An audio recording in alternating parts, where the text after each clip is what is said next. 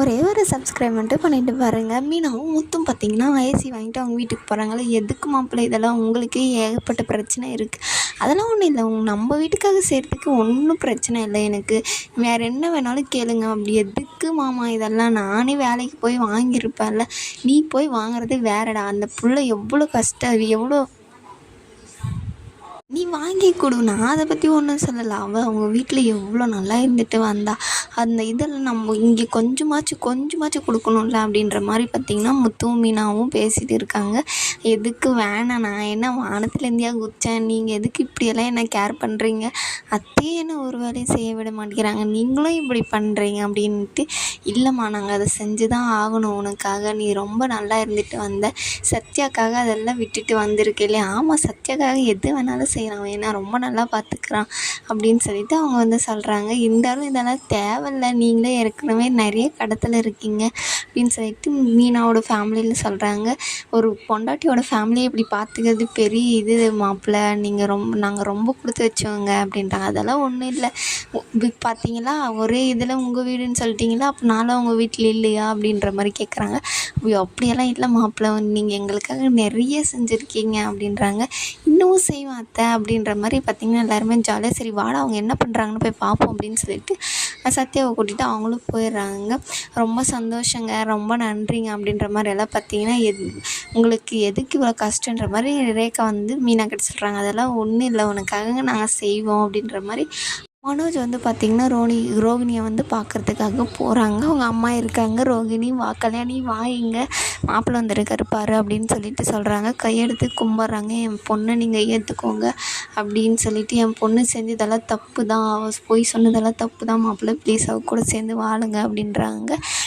ரோகிணி வந்தோடனே உள்ளே வாங்க அப்படின்னு சொல்லிட்டு போகும்போது பார்த்திங்கன்னா கையெடுத்து கும்பிட்டு மறுபடியும் என் பொண்ணை விட்டுறாதீங்க, அவள் முழுகாமல் இருக்கா, விட்டுறாதீங்க மாப்பிள்ளை அப்படின்ற மாதிரி மறுபடியும் சொல்கிறாங்க. மனோஜ் வந்து உள்ளே போய் ரோகிணிக்கிட்ட பேசுகிறதுக்காக போகிறாங்க. ரோகிணியும் வந்து எதுக்காக இங்கே வந்தீங்க அப்படின்ற மாதிரி கேட்குறாங்க. இல்லை, இந்த பணத்தை வச்சுக்கோ அப்படின்றாங்க.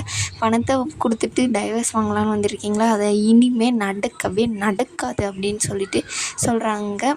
ப்ரெக்னெண்ட்டாக இருக்கேன்னு உங்கள் வீட்டில் எல்லாருக்கிட்டையும் சொல்லும்போது அதுக்கு சம்மந்தமே இல்லாத மாதிரி நின்றுட்டு இருக்கீங்க, சொல்லுங்கள் பார்க்கலாம். இதுக்கு உங்களுக்கு சம்மந்தம் இல்லையா, சம்மந்தம் இருக்குது, ஆனால் எல்லோரும் முன்னாடி ஏன் நீங்கள் சொல்லலை அதை பற்றி? அப்போ என்னை வந்து நீங்கள் எல்லாத்துலேயும் போய் சொல்கிறோம், இதுலேயும் நான் போய் சொல்கிறேன்னு அவங்க நினைக்க மாட்டாங்களா? நீங்கள் எனக்காக நின்றுருக்கணும்ல, எனக்காக பேசியிருக்கணும்ல, நீங்கள் தான் இதுக்கு காரணம்னு சொல்லிவிட்டு இனிமேல் டைவர்ஸ் கொடுக்குறதாவே இல்லை அப்படின்றாங்க.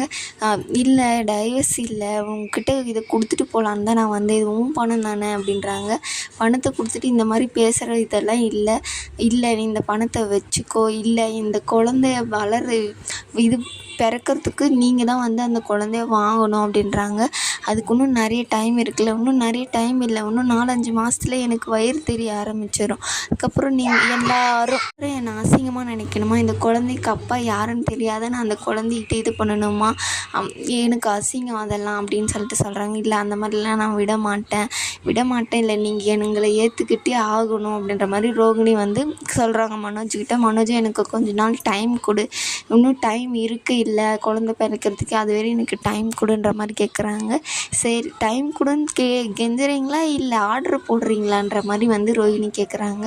இல்லை, எனக்கு டைம் வேணும் கொஞ்சம் அப்படின்னு சொல்லிட்டு, பணத்தை வச்சுக்கோ, இது மெடிக்கல் செலவுக்கு, சரி எனக்கு ரொம்ப நாளெல்லாம் இல்லை, நீங்கள் என் கூட வாழ்ந்தே ஆகணுன்ற மாதிரி ரோஹிணி வந்து சொல்கிறாங்க. சரின்னு சொல்லிட்டு அவரும் அங்கேருந்து கிளம்பிடுறாரு. அதுக்கப்புறம் பார்த்திங்கன்னா முத்துவும் மீனா வர்றதுக்காக முத்து வந்து வெயிட் பண்ணிகிட்டே இருக்காங்க. அவங்களும் லைவ் லொக்கேஷன் எல்லாம் அமைச்சிட்டு நல்ல ஸ்கூட்டராக இருக்குது அப்படின்னு சொல்லிட்டு ஸ்கூட்டருக்கு வந்து விளம்பரம் பண்ணிகிட்டு இருக்காங்க. அதுக்கப்புறம் பார்த்திங்கன்னா அந்த ஸ்வேதா இருக்காங்க இல்லையா, அவங்களுக்கு வந்து ட்ரீட் வைக்கிறதுக்காக எல்லோரும் போய்க்கிறாங்க.